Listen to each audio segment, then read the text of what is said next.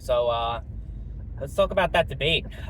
Yeah, that was not a very good debate for Trump. Not quite as bad, though, as the one in 2020 when he just kept cutting Biden off, and all that. Like, that was definitely a much worse debate. And the fact of the matter, the fact that that debate didn't really necessarily change the course of the election, I don't think.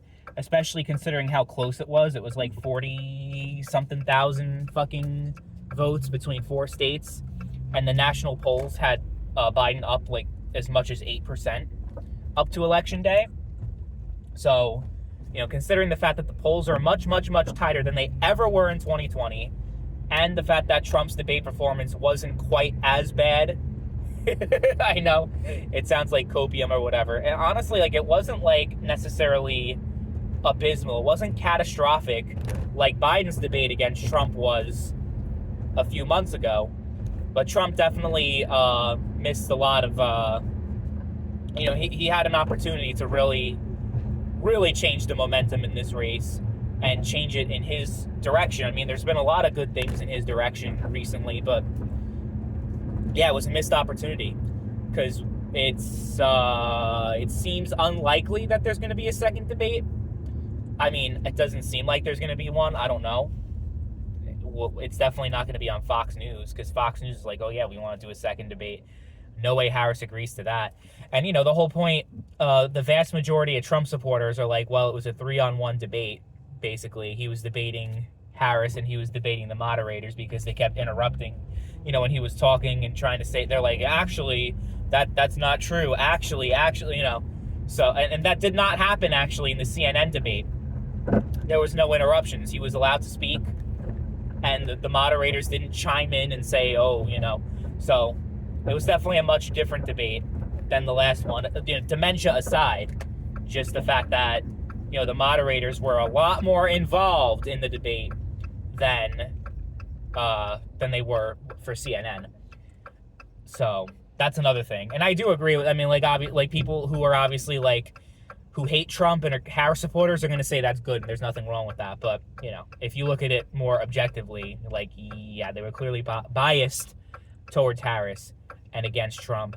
And that's just, that's how it is. So some people may see that even if they didn't necessarily think that Trump performed that strongly, just see the fact that, well, they're all fucking attacking him. The moderators and Harris, they're all debating Trump, all of them. So it's, yeah, I saw the debate, the polling from CNN talking about oh yeah, who do you think won? And it was something like 63% say Harris won, 37% say Trump won. I think if you compare it to the Biden debate, I think Trump was at 25, maybe even less than that, as far as who won, Trump or Biden, the one, their first debate in 2020. So, yeah, all the left-leaning people saying Trump is cooked. This was the worst debate performance I ever seen. Trump is done. There's no way he's going to win this election. I don't know. I mean, I said whoever wins this debate is likely going to win this election, and Trump definitely did himself no favors. There's no way to sugarcoat it and be but it's not I don't even think that Harris just fucking did so well either. I don't think that she, oh my god, she looks so fucking strong, like a fucking amazing candidate either. People talk about Trump not answering questions. Harris didn't answer the fucking questions either. So, most of the talk that you see online is not going to be from people who are genuinely oh, I was between Trump and Harris, because it's such a small percentage of the voting percentage of people who actually could swing one way or the other. I mean, it's just, on Twitter, the vast majority of the stuff you're going to see, especially pushed to the front page, is going to be right-wing shit, and then on Reddit it's going to be left-wing shit. So there's no way to really gauge how much of an effect it's going to have. But yeah, I mean, if things are polling 1% to 2%, if 5% of the voters are undecided, they're probably more likely to decide to vote for Harris than Trump from that debate. And the fact that there are probably not going to be any more is also another thing. So we'll see.